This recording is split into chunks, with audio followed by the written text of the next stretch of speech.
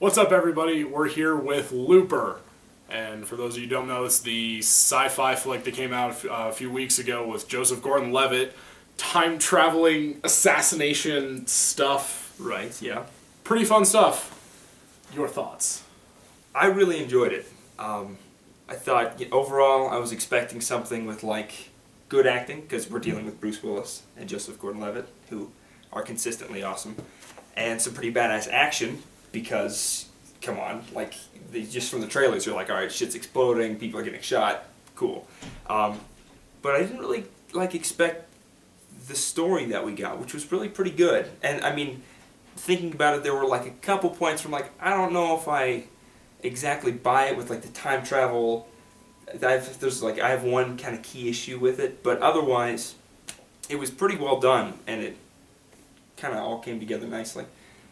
So it was good. I liked it. Yeah, I really liked it too. I think we're pretty much on the same page here. I have to admit, though, the trailer was really good at not giving away the story here. Yeah, which I definitely liked. I mean, it gave you the premise, but it didn't, like, spoil the story. Yeah, the actual, like, and the legit. There are definitely going to be spoilers on this, so if you haven't seen it, tough.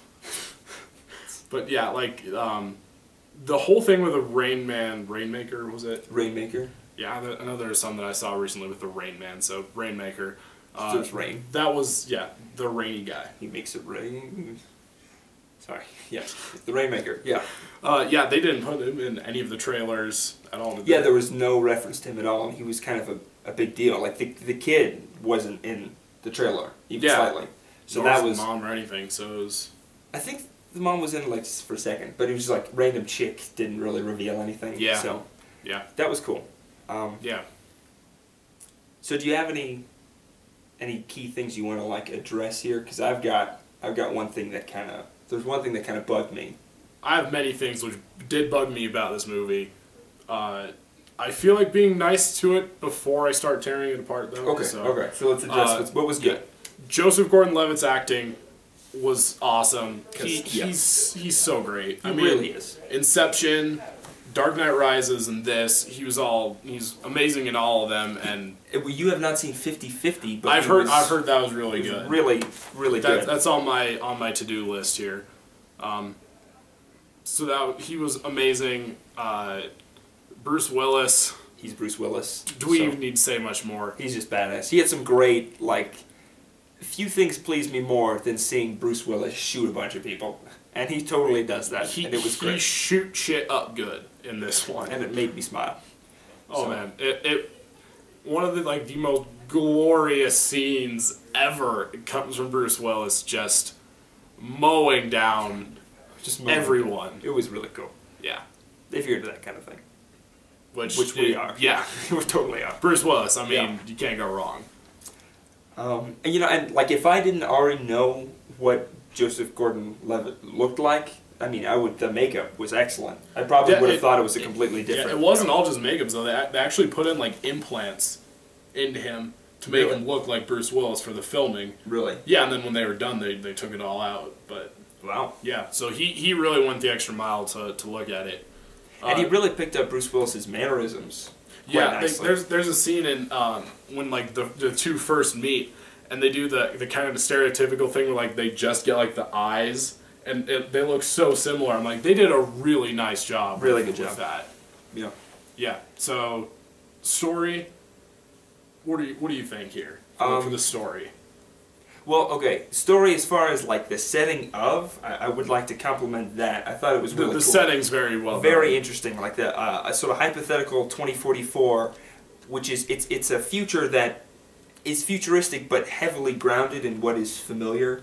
It's not like in 30 years, suddenly everything's crazy, it's like believable. Okay, the telekinesis thing is obviously kind of a jump, but it's still sci-fi. Yeah. But so much of it was like... all of a sudden, aliens are living with us. It's believable. Yeah, and like, that one guy had like a Ford F-150 truck, but like it was kind of modified. All these cars were cars that we're familiar with, but, futuritized, and it was, I don't know, it was pretty neat. This is one of the points for the movie. There are beater Priuses, and I laughed at those because there are a lot of them. Quite a few, yeah. Yeah, they had like hover motorcycles, which I thought were cool. That was neat, yeah. But didn't overuse them or anything. It was like, yeah. Like it was well done for the setting. Also, I just want to shout out to the blunderbuss. That was just cool. Yeah, it was a cool looking gun. Yeah, just gonna have to say. I like that. My favorite gun right now is still the pistol that Deckard uses in Blade Runner.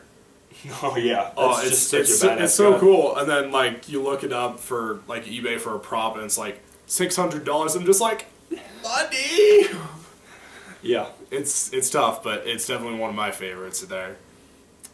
Now as far as story, I thought it was all very good and really interesting, especially how with Joseph Gordon-Levitt changing what was, and kind of the both of them changing what was happening. The older Joe's memories were being rewritten as new events were taking place, and then he could use that to find where he was or gain new information because he's like, oh, I remember this happening, though it just happened just now.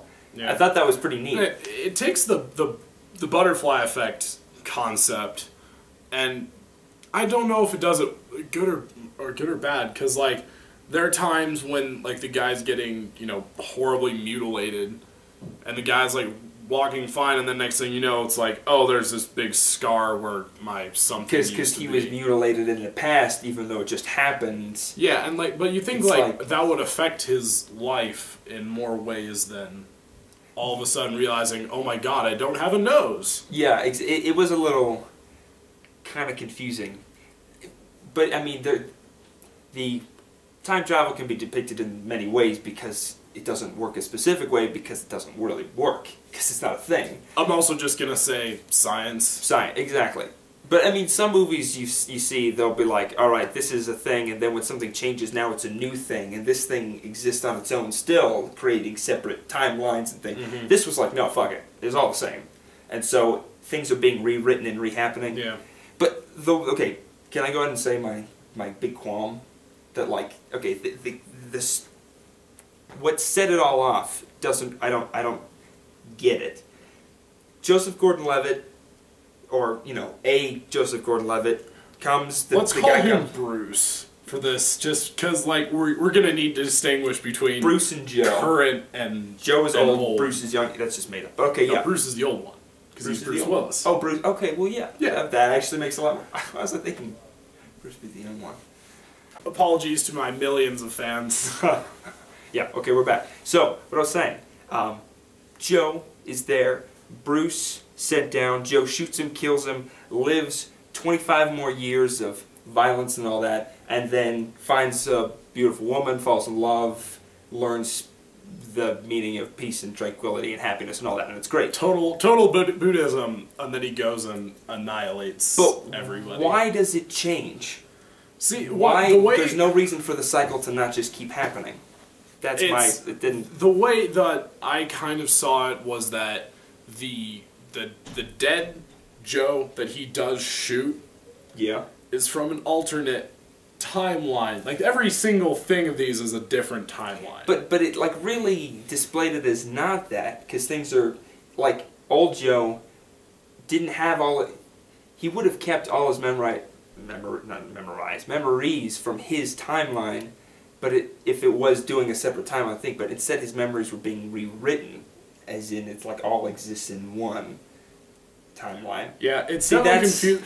See, this is where I say that I draw a lot of parallels between this movie and Inception, because the two, it's kind of hard to follow, but it's a genius concept. Yeah, it is a very cool concept, and I think that allows me to forgive any kind of like, I don't know if I quite buy that. It's fine because it's really cool. Yeah, like you give it, it's not something which like really bugs us. It's just like a slight. Yeah, it's a little thing. Yeah. But after that, I think most of it makes sense within the sort of universe it created. Also, I want to mention, just like kind of aside, we were talking about great actors. Whoever it was who played the kid did a really good job. For a child actor. That's always impressive. He could emote like way more than Kid Anakin. The guy was like Anakin is cardboard awful. cutout, and this kid was like way younger, and he could emote. Like I believe that. just kind of thoughts here. Anakin is space Jesus. Sid is space Satan. Sure. He kind of is. Yeah, he does have the going to destroy all the world with my evil demonic powers. But that's what was great about the kid, is there were times where like that child was legitimately scary. I was like, "Gee, that's fucking like creepy." But then other times when you saw him as like a really vulnerable kid. Yeah, and so that's why I think I totally believed it, and that's kind of rare for child actors to like be really believable. Yeah. So I thought he was good. One of the things with me is I felt like the tone of the movie was really inconsistent. It was all over the place. Because we started off with a very, like, I kind of think of it like Blade Runner. With, like, this spacey kind of thing where you just kind of, like, look around the city, you get a feel for the setting, and then it turns into an action movie with, you know, a lot of shooting. But that was kind of expected. Action. Yeah, I'm not saying it wasn't. Yeah. But then it goes into this, like, murder mystery thing with when Bruce is out trying to kill the Rainmaker as a kid. Yeah. And then it turns into like this horror moment with a kid who essentially has the greatest telekinetic powers that the universe has ever seen and goes completely bananas. Yeah. It was awesome. Ape shit on everything. I like to think of it less as not all over the place, just varied. Because it didn't seem like, I don't know, it didn't take me out of it. Like when a mood is all over the place, you're like, kind of like, what is this? This isn't, I mean, you kind of question it. But it seemed natural. It flowed, I think, well enough that I didn't, like, it wasn't too jarring. It was more jack of all trades, master of none for me. Yeah, that's fair. Like it didn't really excel in any particular area. But each one I thought was pretty good. Which is fair to, like, you know, that's a good accomplishment considering how much they did, how much they were going for. Yeah. Something that's cool. This is only the third movie that the guy's ever directed. Really? Yeah. I know he, I can't remember what movie he made, but he made one with Joseph Gordon-Levitt a few years ago. Really? He did, I think the second one was called, like, Brick or something. I haven't seen it. And then he got on this project. It's easily his biggest one. That's pretty cool. Good for him. Yeah. I mean, it's selling really well. I mean, So. Gotten good reviews, too, so. From us, too. He deserves it. He did a good job on this. Yeah. Yeah, definitely.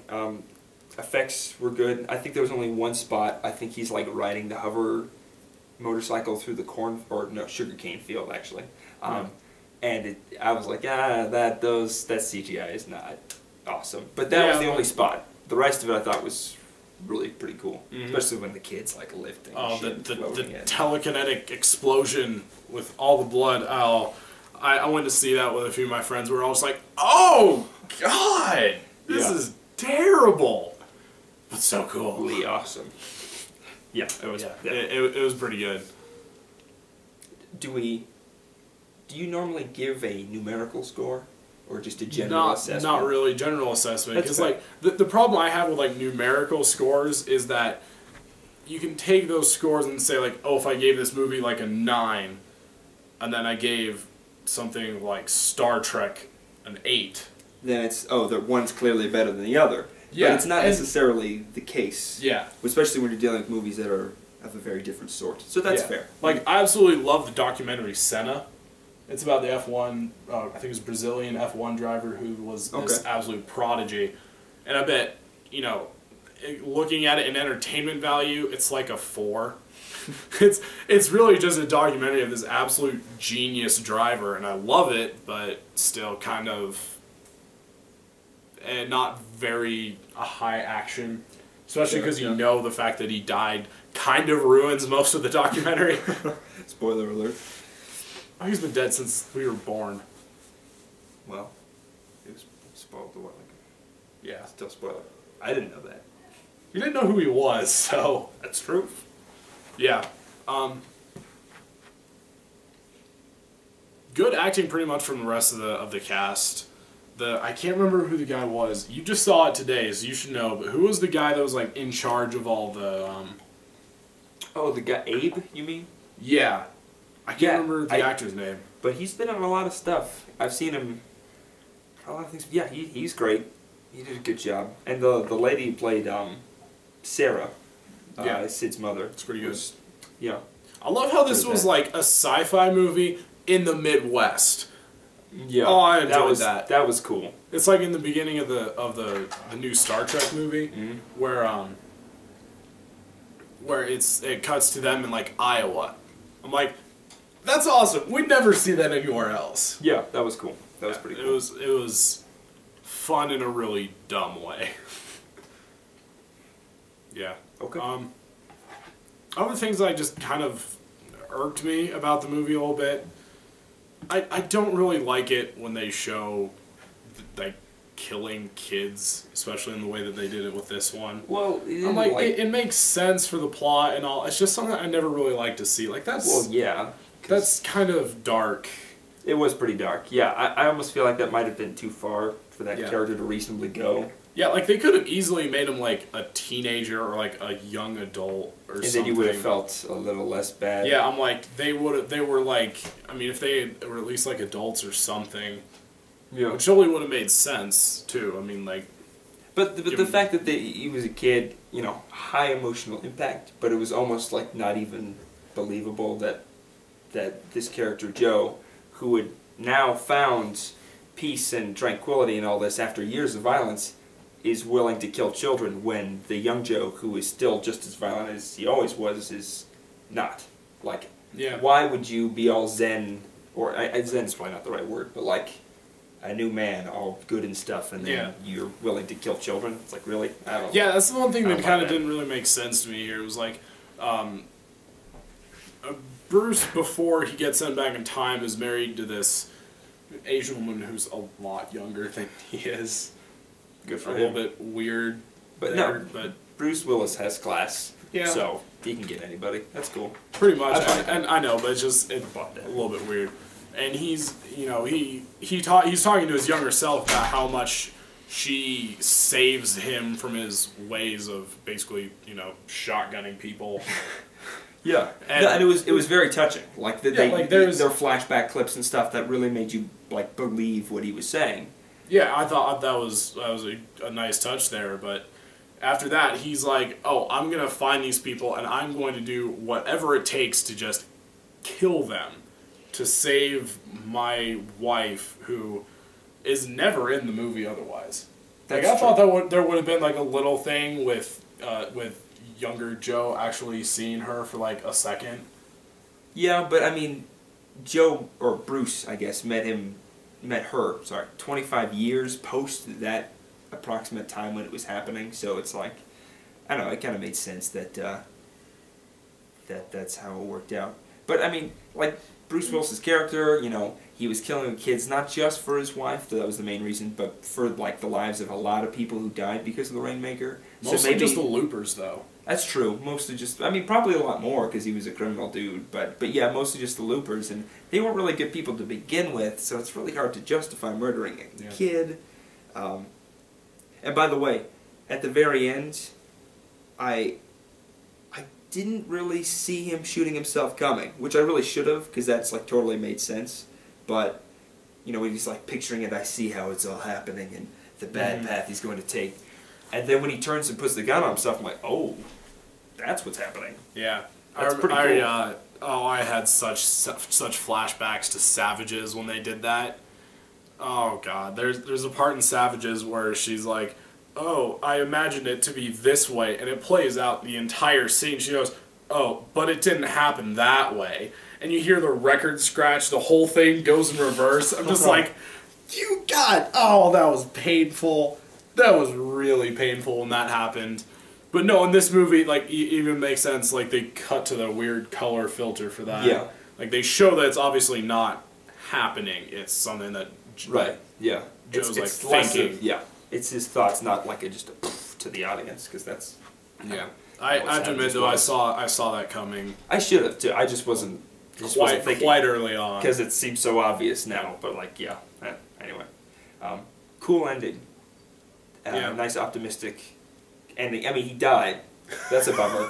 But for the kid... Optimistic, your hero is dead.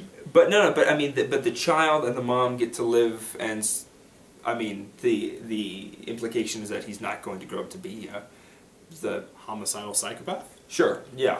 So, you know, he has a chance to be, like, normal, which is good. Despite the fact that he quite possibly is the thoroughbred of Satan. I wouldn't go that far, but... This is a kid who, when he gets angry, basically annihilates the entire room. Which is awesome, by the way. We mentioned it. It's really cool. The CGI was a little, like, weird to me, looking at, like, slow-motion bodily explosion. It's like... Yeah, it's like, oh, that was weird. It was bizarre. I didn't know if, like, is this good or bad CGI? It's hard to, yeah, fair question. Yeah. I'm gonna go with good. Because sure. If you choose to make it good, it is good. I guess. I don't know, just being optimistic. Looking on the bright side of it. Always look on the bright side of life. Hey. Yeah, there are just some other little touches in the movie which made me happy. Like, I liked how they weren't paying them in cash. They paid, yeah, it's like silver and gold, yeah. Yeah, because something that we probably wouldn't even think of if we were doing this is like when you pull out like a $20 bill, for example, that has like a printed on date. Mm-hmm. Yeah, so it wouldn't have been bills just because, like, you know, 30 years in the future bills was like, you know, that might look totally different. Also, the value of it would probably be different in like 30 years in the future. Because like figuring inflation, like $10,000 would be like 15,000, for example. Sure. So if you're sending $15,000 to them, that's not so much. But to the people who would be receiving it, that could be a lot more, which almost would have saved them money, but still, like... You'd think, but it makes sense, though, because, like, you could... obviously, this is already illegal, but what do they care if they're already assassinating people and burning their corpses? You can just go and smelt down the silver, the gold, and walk away with a good amount of cash. Yeah, that was a good touch. Something that Libby mentioned, someone who saw the movie with me, she was, like, thinking, why don't they just teleport the guys they want to kill into the incinerator? I was like, it doesn't work like that. It's just valid point, but don't spoil the movie. But I mean, that probably would have made sense. I just think that would have overly complicated things. Well, I mean, it would have. Also, there would have been no story, no looper. Exactly. So that's the reason they wanted to make a movie out of it. That's why. Yeah. So yeah, I'm trying to think if there's anything else for the movie that we really need to talk about. It was good. Yeah, it was. Like, it's not in my top 5. Those are. I was really hoping it was gonna crack in because I heard somebody say like this is very close to Inception. Inception's way up there, like my number 2 spot. But it didn't go up there, but certainly like the top 20 for me. Yeah, it was. I don't know about even top 20. I've seen a lot of really good movies, but like as far as just like action movies, this is way up there. Because it was a really cool, action-y sci-fi movie with a good focus on characters. It was a really good... They developed the characters well and the acting was great. So there's some action movies I've seen that had like super awesome action, but just like shit everything else. And this was nice because you're like, okay, Bruce Willis shoots some people, and then they have this really cool conversation over here, and then you learn about this kid, and yeah, no, it was just overall really good. My favorite scene in it, I think they kind of spoil it in the trailers a bit, but it's when Bruce is talking to his younger self in like the coffee shop. Yeah, that was really cool. I like that. That was just a really well done scene, and I liked how they weren't like immediately shooting for each other.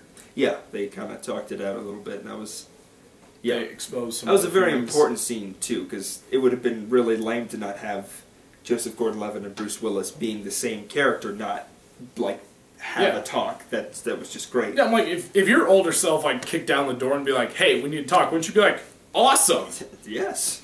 Especially if your older self looked as awesome as Bruce frickin' Willis, because I'd be like, "I'm you." I would be so happy. Life won. Sweet victory. Mine. Everyone else, you can suck it. I'm Bruce Willis in the future. Oh, yeah, this is a great movie. Yeah. What did you see for the trailers before? I saw a trailer for Mama.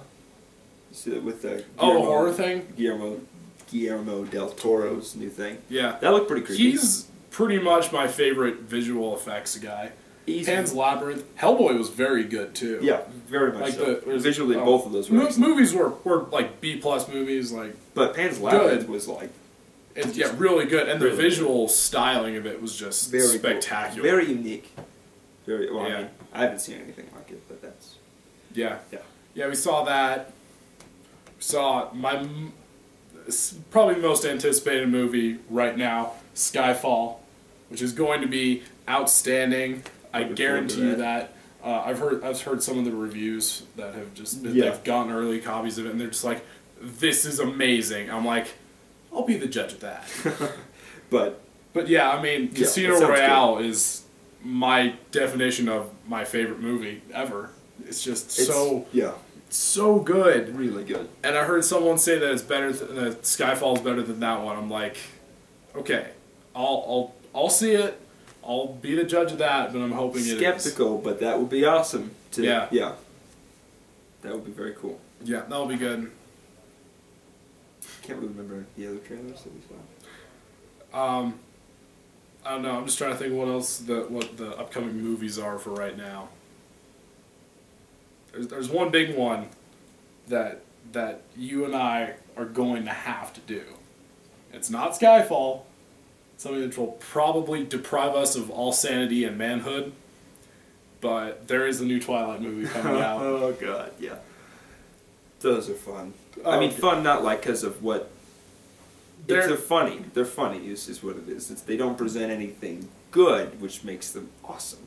They are some of the worst movies ever made of all time, and I cannot wait to tear it apart. They're really awful. They deserve it.